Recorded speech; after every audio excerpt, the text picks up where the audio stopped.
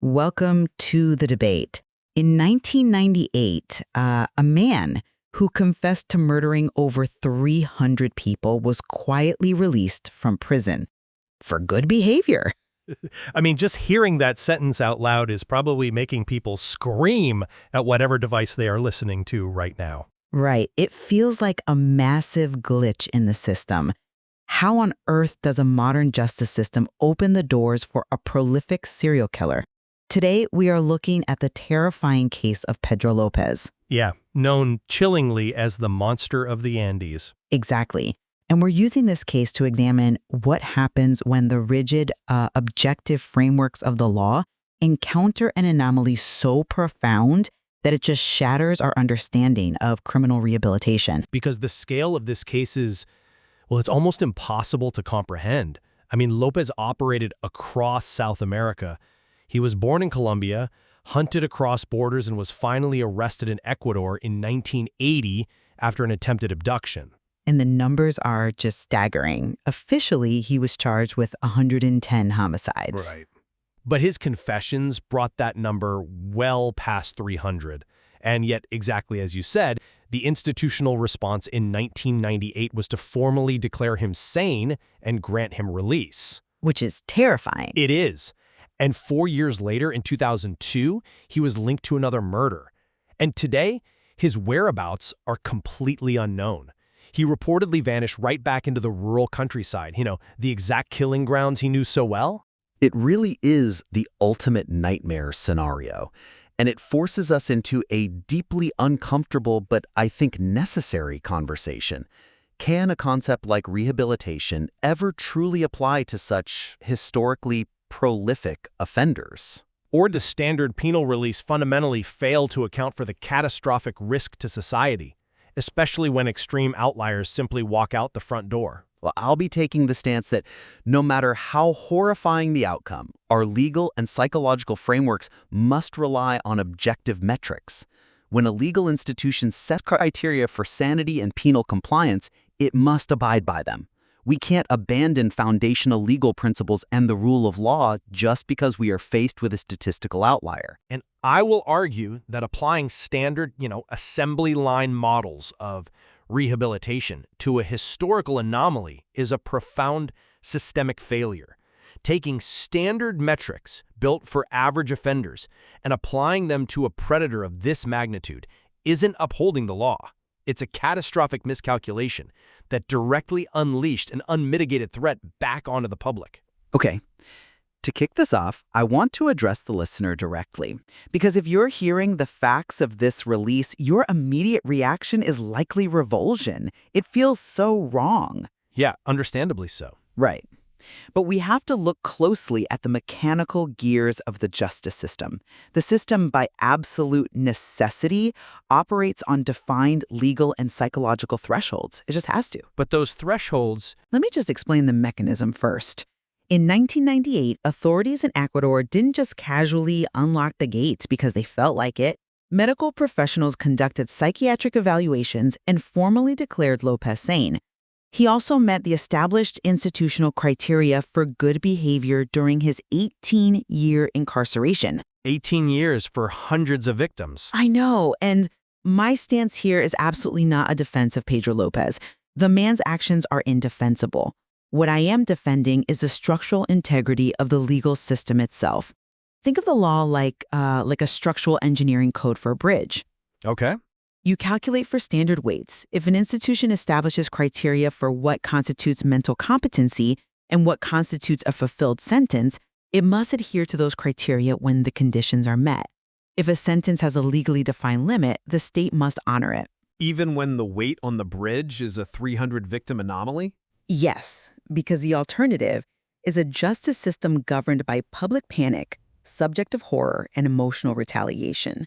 If a judge can look at a fulfilled sentence and say, I know the law says you're done, but you scare me too much, so I'm throwing away the rule book, we no longer have a system of laws. We have state-sanctioned indefinite detention based on a judge's personal discretion. But what good is your perfectly engineered bridge if it routinely collapses and crushes the people under it?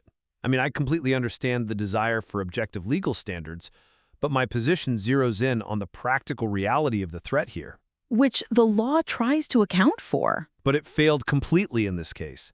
The sheer volume of violence here, again, 110 official charges, over 300 confessed victims across a continent, renders standard metrics like good behavior entirely obsolete. Obsolete how? We're talking about an individual who was, for a period, literally listed by Guinness World Records as the most prolific serial killer in history, before they quietly removed the entry in 2006 because the reality was just too distasteful for a record book.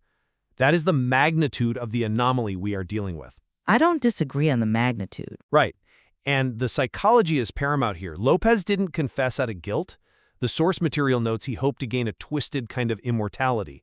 So I argue that a psychological evaluation declaring him sane inside a highly controlled, regimented prison environment is completely incapable of measuring the risk of returning a predator of this caliber to the open world. But that is the tool the medical professionals have. Yeah, but you are treating a continent-spanning serial killer with the same administrative checklist you'd use for a local car thief. Upholding institutional metrics in this specific scenario isn't blind justice. It's bureaucratic blindness. Well, let's drill down into that bureaucratic blindness accusation, specifically regarding the declaration of sanity, because I think this is where the public often misunderstands the actual mechanisms of psychology in a legal setting. How so? We tend to conflate the clinical definition of sanity with a moral judgment. We hear sane and we think, oh, normal or safe. But clinically, sanity is just a mechanical test of reality. Exactly, which is... Just hear me out on the clinical side.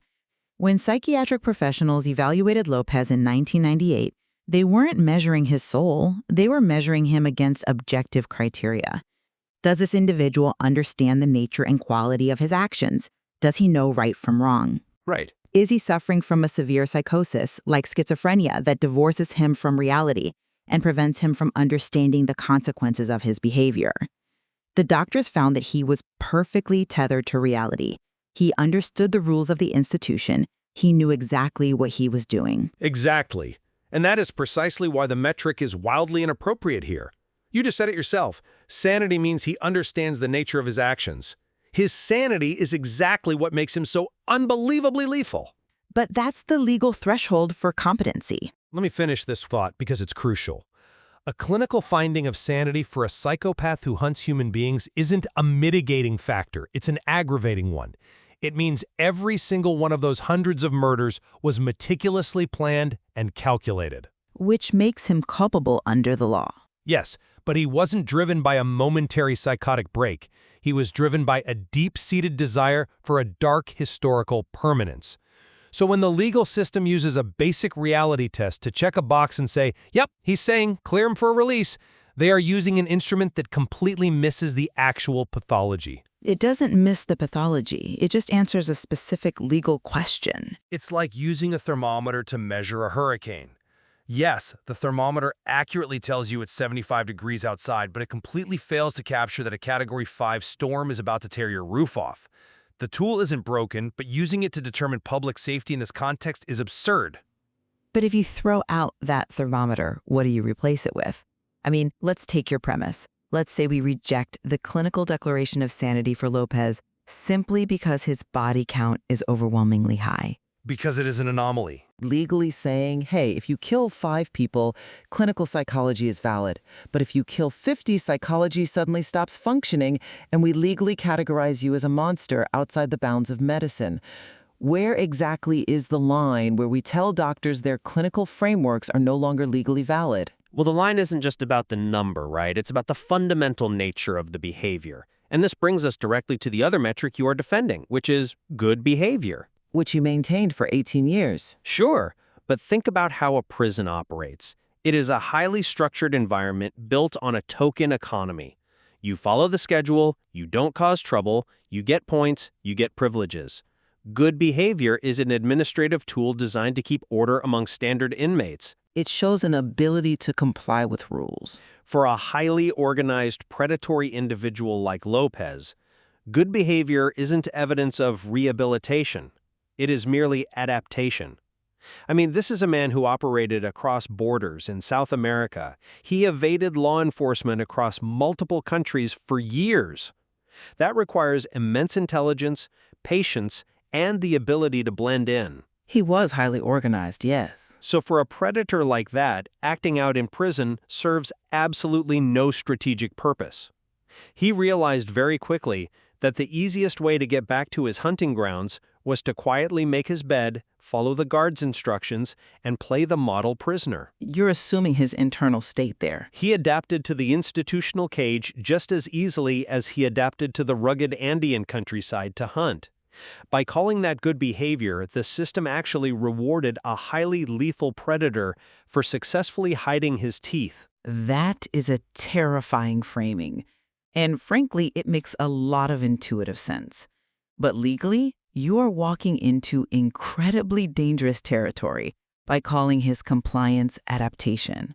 Why is it dangerous if it's true? Because if we adopt your view, we are retroactively assigning malice to the exact metric the penal system uses to measure progress for every single inmate.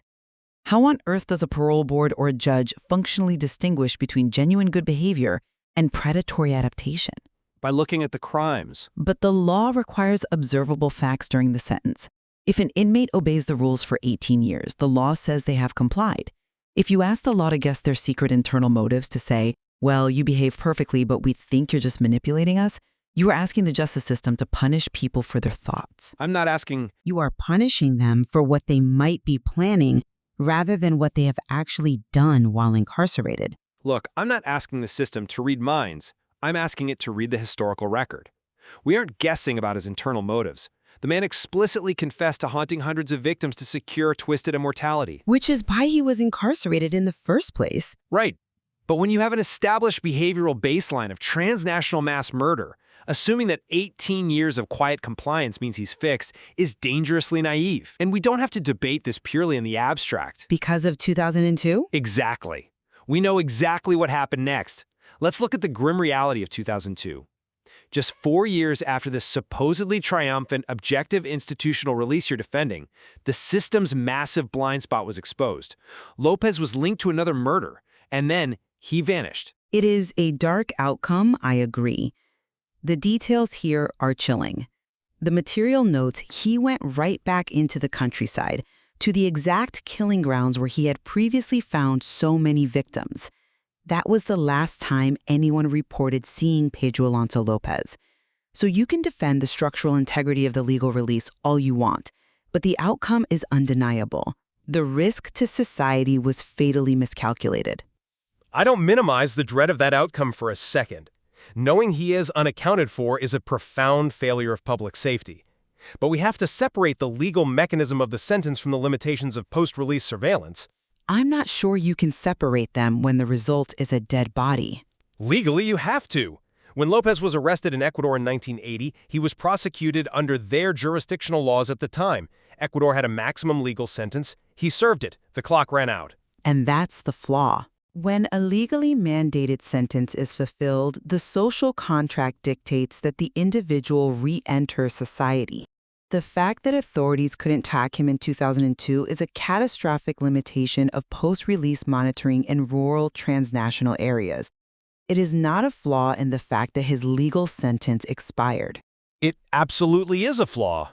No justice system in a free society can predict future actions with absolute certainty. And more importantly, no system can legally hold someone past their maximum sentence just because we are terrified of what they might do next. A sentence is a contract, sure, but Pedro Lopez completely severed any recognizable social contract the moment he began a cross-continent campaign, resulting in hundreds of deaths. The law still applies to him. To argue that he had a right to fulfill a sentence and walk free assumes he is participating in the same societal norms as a typical offender. You're blaming post-release surveillance, but that completely ignores the reality of the subject. How so? You cannot effectively monitor a transnational serial killer with standard parole protocols. Standard parole is designed to ensure a guy doesn't go back to his local bar and get in a fight. It is completely useless against a predator who knows how to move invisibly through the rural Andes. That is an issue of resources and tracking, not the legal release. No, the failure wasn't that they lost track of him. The failure was recognizing him as a standard parolee in the first place. He didn't slip through the cracks of the system. He exploited the very design of it. Okay, so let's play this out. If you believe it was a systemic failure to release him when his sentence expired, what is your actual alternative? How does your version of the law work? It involves actual risk assessment. Because the only alternative to releasing someone when their sentence is up is indefinite preventative detention. You are advocating for holding someone in a cell beyond their legally mandated time, based entirely on a prediction of their future dangerousness. That is pre-crime. I wouldn't call it pre-crime. While the 2002 murder link is a horrifying validation of your fears, holding someone indefinitely without a new trial or conviction breaks the fundamental tenets of due process. If the state can simply declare, your sentence is over, but we think you're too dangerous to let out, the state has unlimited power. The law is no longer a shield for the citizen. It's just a weapon wielded at the total discretion of the government. Oh, come on. Calling it pre-crime when the man has already confessed to 300 murders is an incredible stretch. We aren't Minority Report predicting a crime before it happens. We are looking at a historical record that defies human comprehension. But the sentence for that record was 18 years. And frankly, the law already utilizes risk assessments and preventative measures. We don't let known, unrepentant threats walk into crowded areas without mitigation. You're framing this as a massive slippery slope, right? That if we create a mechanism to permanently contain Pedro Lopez, suddenly the state will start locking up average citizens indefinitely. It is the definition of a slippery slope. But we are talking about a guy with 110 confirmed charges. Creating an extreme legal mechanism for the permanent containment of historically prolific, immortality-seeking serial killers doesn't threaten the average citizen's civil liberties, it protects them. The pristine idealism of maintaining your objective legal framework offers absolutely zero comfort to the communities in the Andes where he vanished. It isn't about idealism. It's about the cold, hard mechanics of jurisprudence. The moment you write a law that allows for indefinite detention based on a judge's subjective assessment of an immortality-seeking nature, you introduce a fatal subjectivity into the legal code. It's an assessment based on his own confessions. Who decides the threshold? Today, you say it's easy because it's 110 victims. But what happens tomorrow when a judge uses that same law for someone with 10 victims or 2 victims, or someone who just has a really disturbing psychological profile but hasn't killed anyone yet? You're catastrophizing the application of common sense. By insisting that objective metrics like a clinical finding of sanity, a clean disciplinary record, and a hard expiration date on a sentence govern release, the system remains blind. It remains objective. It is a tragic, terrifying consequence that this objectivity allowed the monster of the Andes to walk free. But that is the incredibly heavy price of a society governed by laws rather than by the subjective fears of men. And the price of your perfectly objective system is that today, right now, one of history's most prolific killers is unaccounted for. That is true. You emphasize the danger of subjectivity in the law, but I look at the physical danger of an unchecked predator. The justice system looked at a man who openly viewed human beings as stepping stones to his own infamy. They put him in a cell, they checked off an administrative box for good behavior because he didn't cause a riot, they administered a reality test and called it sanity, and then they opened the front door. They followed the law. That is an objective justice. That is a system pretending that a wildfire is the same thing as a campfire just because they both produce smoke. The metric of rehabilitation didn't just fail to measure the inferno, it actively poured gasoline on it by letting him go. Well, as we step back from the specifics of the Lopez case, I think we have clearly defined the fault lines of this debate. I have maintained throughout that objective legal and psychological standards must guide the justice system without exception. Right. Even when tested by the most extreme and disturbing anomalies, the adherence to clinical declarations and fixed sentencing limits is the only thing that separates a system of justice from a system of vengeance and indefinite authoritarian detention. We simply cannot abandon the foundational mechanics of the law just because the outcome in a specific outlier case makes us sick to our stomachs. And I maintain that applying those standard metrics to a historical anomaly is a dangerous fallacy. When you are dealing with an offender of this staggering magnitude, rigid adherence to assembly line legal tracks completely ignores catastrophic societal risk. It ignores the outlier, yes. The system's inability to evolve and recognize that standard rehabilitation models do not apply to a predator seeking mass murder immortality directly unleashed a profound threat back into the world. Yet, despite our deep philosophical disagreement on how the law should operate, I think we both arrive at a grim point of convergence regarding the reality of the situation. It is an undeniable, terrifying fact that one of history's most prolific killers is entirely unaccounted for today. Absolutely. The fact that Lopez disappeared after 2002, slipping right back into the rural killing grounds he utilized for years, exposes profound vulnerabilities in how our institutions handle extreme violent offenders post-release. It highlights a massive, glaring gap between a judge banging a gavel to say a sentence is fulfilled and actually ensuring public safety on the ground. It absolutely does. It demands that we ask really hard questions about whether our legal and psychiatric institutions are actually equipped to handle the darkest edges of human behavior, or if they are just checking boxes and hoping for the best. Which brings us back to where we started. When you build a bridge for standard traffic and it encounters an impossible, unimaginable force, the way that structure fractures tells you everything about the limits of your engineering.